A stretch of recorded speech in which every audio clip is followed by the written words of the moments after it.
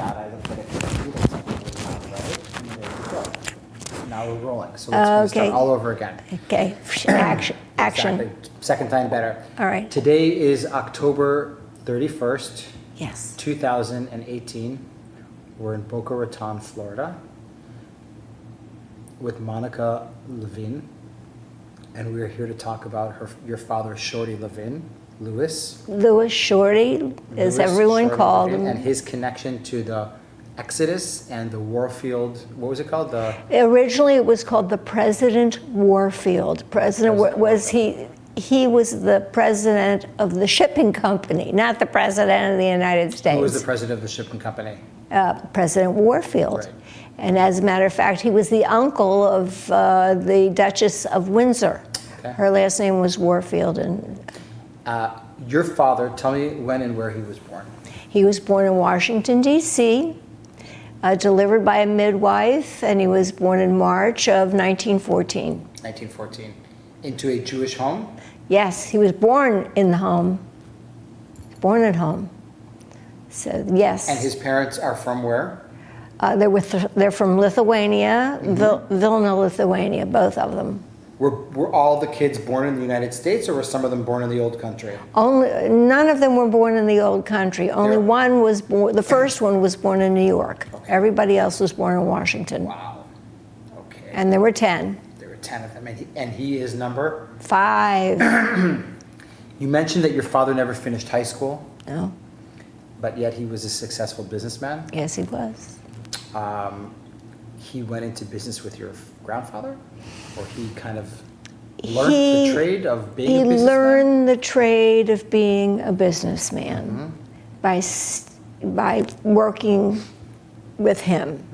And they got on very well. They were a good pair.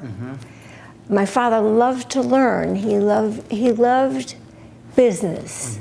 And you sit down and you talk business, and he's there listening for good opportunities in business. Why was he called Shorty?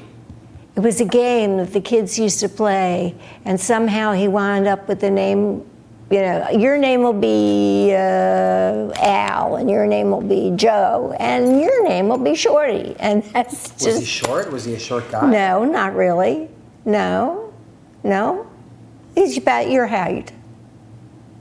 So, but he was strong, built like a bull, big shoulders. He worked out actually in the days before working out was the thing to do. Yeah, he did. He was a boxer. He played basketball, and he was a good one too, because they wanted to take him into the pros, what they had for the pros in those days, and all that has changed. Tennis, fantastic tennis player, and he was a fisherman. Loved to fish. Loved to fish. What we're mentioning, I'm trying to think about, I see there's a picture here of your father in a Navy uniform. Yes. Was he in, you don't have to show it to me right now, I'm gonna take a picture of it later, but Okay. Was he in the United States Navy? Yes. Okay, when? When the war began, when the Japanese attacked Pearl Harbor, he went down to the enlistment station with a friend of his, not really intending, he had just married my mother. He's already 37 years old. That's right. Right, 37? No, he 1914, and we go into 27. Yeah, 27. That would be right. Yeah. Don't ask me math. That's my bad suit. I'll show me as really a dum-dum. So he had just gotten married to my mother, and so he really had no immediate intentions of going in the service. However, he did go to the recruiting station with a friend of his. They turned down the friend of my father, and they took my father instead. So he went into the Navy. That's how he got into the Navy. He did not go into combat. He was a land soldier. Okay, where was he stationed? So he was stationed here in Washington. We had, several different bases. Yeah. He trained recruits that came in Like as a drill sergeant or something like that? Or? Well, his actual rate was bosun's mate. Okay, what does that mean? Have you ever seen the pictures where in order to call, before they had microphones, they would whistle? They had a special whistle that had special tunes that if you played it, you knew that you had to get up on deck or so on. And that's what the bosun's mate does. And he spent the whole war in the Navy? No, he unfortunately had some physical difficulties. He developed an ulcer, and although he wanted to stay, they discharged him. They discharged him. Okay. Right. Now he gets married to your mother in what year? 1941. That's correct. Yeah. Yeah. And your mother is from where? My mother's from Washington D.C. Okay. And her name? Evelyn Levin. Evelyn Levin. Now, is your father, is he kind of like an American Jewish, or first of all, he's Jewish? Like, how did he organize his identity? What was his... I would say that it's 50-50. And I can tell you many instances when that showed up. Because when Eichmann had been captured by the Israelis and they were protesting the Nazis, the American Nazi Party, they were protesting on the street. My father went over and he gave one of those Nazis a punch right in the nose, knocked him out. I mean, he was not going to stand for that. So I'm just showing you, Dad wasn't big, but don't rile him up with that. He would put you right down. He was a tough guy. And after how does your father, I want to talk about, get involved with President Warfield? He is in the ship business? I will explain. Okay. After the war, he and his brother George and another partner, started a scrap business, is really what it's referred to as, scrap metal business. Sure. Especially after the war. Exactly. So that's what they did. They had called the Potomac Shipwrecking Company. Okay, and what does the Potomac Shipwrecking Company do?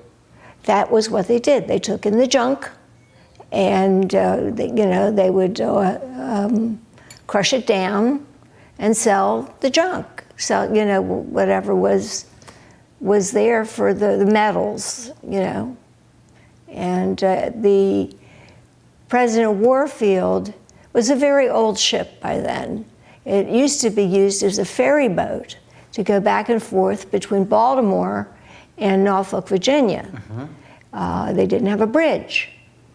And it was a kind of a treat. You could go overnight, and they had staterooms, and it was really the thing of its day. And we're talking about the 1890s? Yeah. Something like that, exactly, right? Yeah. Exactly.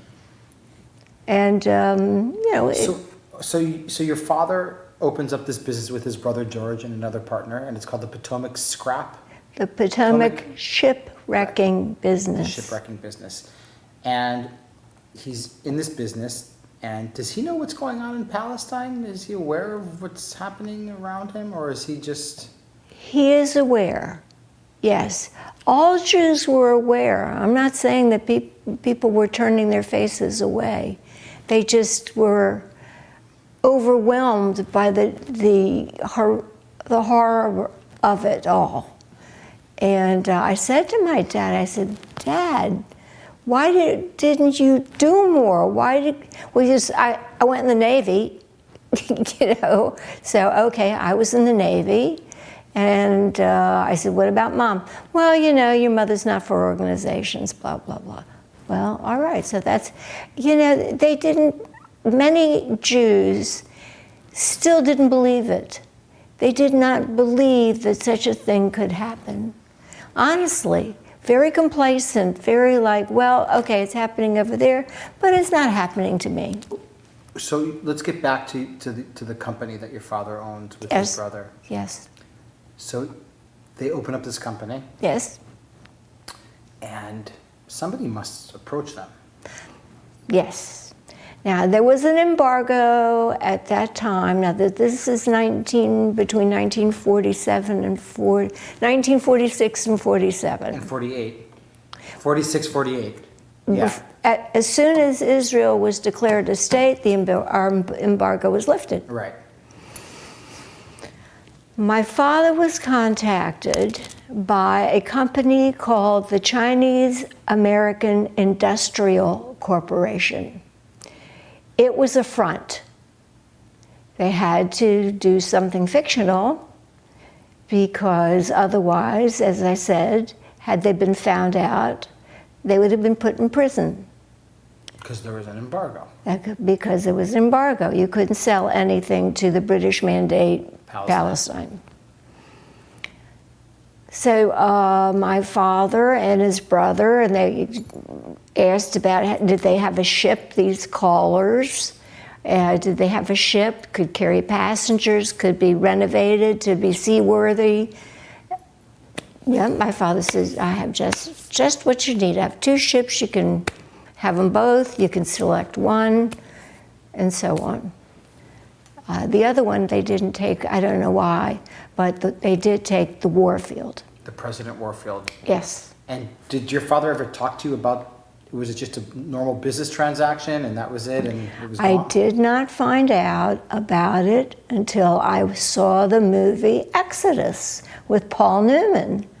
And Dad said, I want you to know that that ship belonged to me. And I was, what do they call it in England? Gobsmacked? I was speechless. I said, Dad, what do you mean? He said, yes, this, I'll tell you the story. I was approached by a company called the Chinese American Industrial Corporation.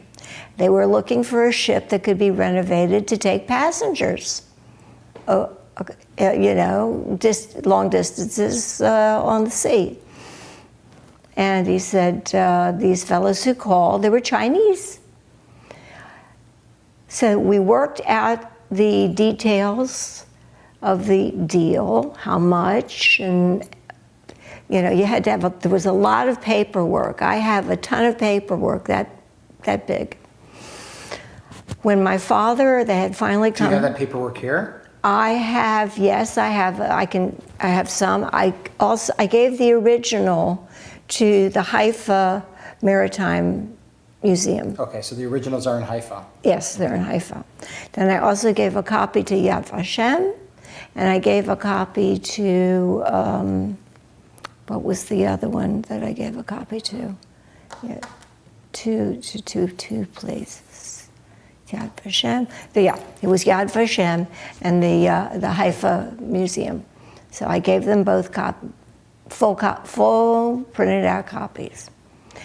And of course I had the one I gave to the one here in Washington, the original. The originals. So they're here in the Washington Holocaust Museum. Okay. So, as I said, they worked out the deal, and they were supposed to meet in New York to sign off on the papers, to sign the contract. My father said he and his brother went, and they came into a boardroom, a conference room, and across, all around the table were Chinese, Asian, let's be correct, Asians sitting. And when he told me that, and after I knew the story, I made a joke. I said, they must have gotten these Chinese waiters from downstairs who couldn't speak English, and they just put them in suits and sat them around, because nobody really did much. There was one European at the table who really did conduct the business. And after all of the signing off, this gentleman came up to my father, and he said to him, "Are you Jewish?" And my father said, "Yes, of course I am." And this gentleman said to my father, with his finger out like this, he said, "You should be a Zionist." And he walked away, didn't introduce himself, just walked away, and my father never saw him again. But as it turned out, my father saw him on television, and it was Teddy Kollek.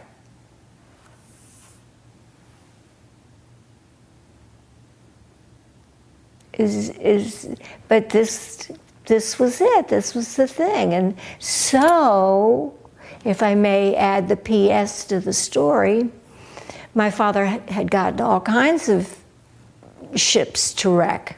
And he got a load of German U-boats to wreck up. And he took off of these U-boats all of the ammunition that was still on these ships, and he sent it to Israel.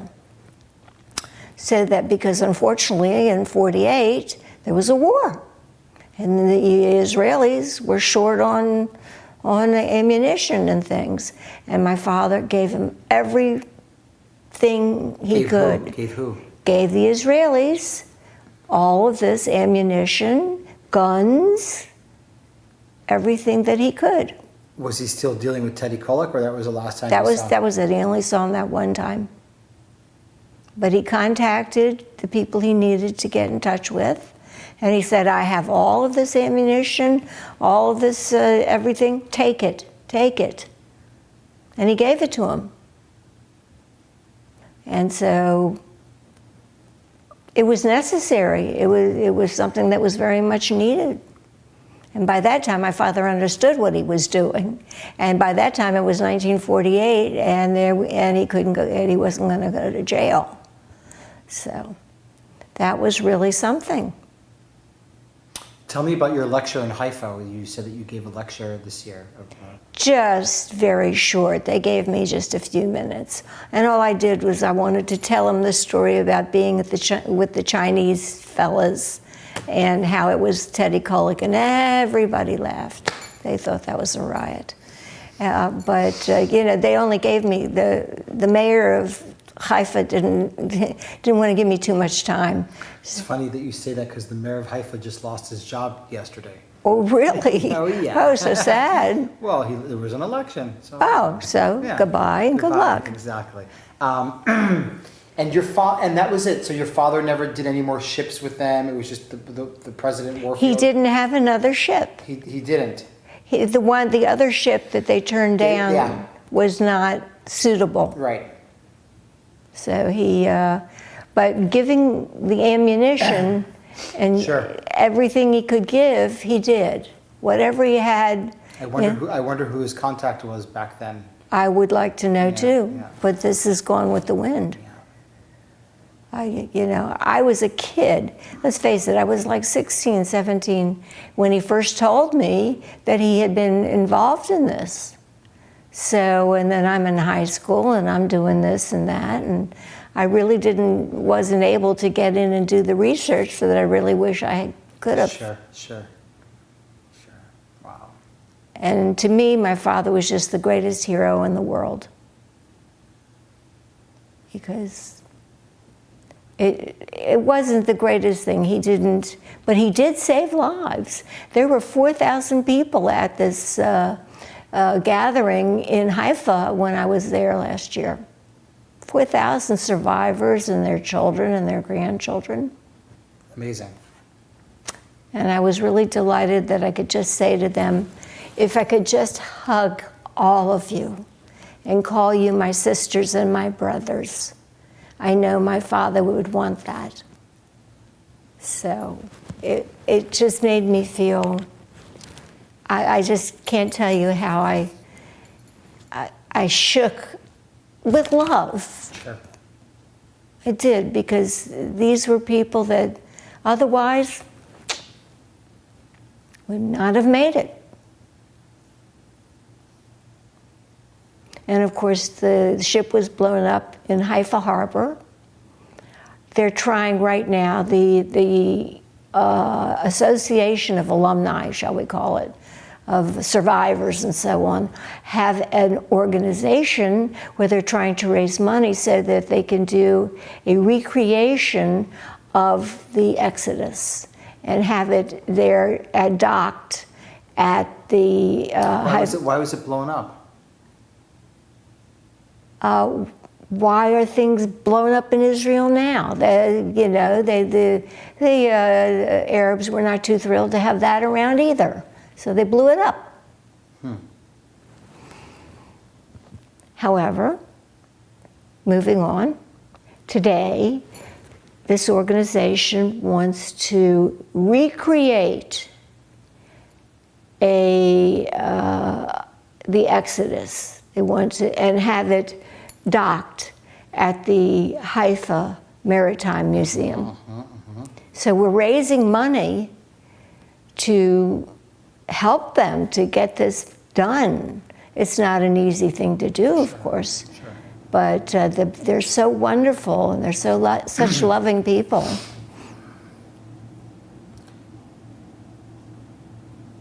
When did your father pass away? 2005. 2005. He was almost 91. Well, I'm going to take that picture of him, take a picture of it, and I think that's good. I'm very glad to hear this story. Can I tell you any other? I highly suggest to you that you see if you can get a copy of I'm going to this. take a picture of this book also. Yeah, they have it on Amazon, Good. Everything else. We might buy it because we buy these books for the archive, and then we just put them in, and I'm going to take a picture of that. Yeah. And I'm going to take a picture of this. Oh, let me show you this. Hold on, wait a sec. Not yet. You got a microphone connected onto you. Oh. So hold on a second. Okay. I'm going to stop this. Wait a minute. Yeah.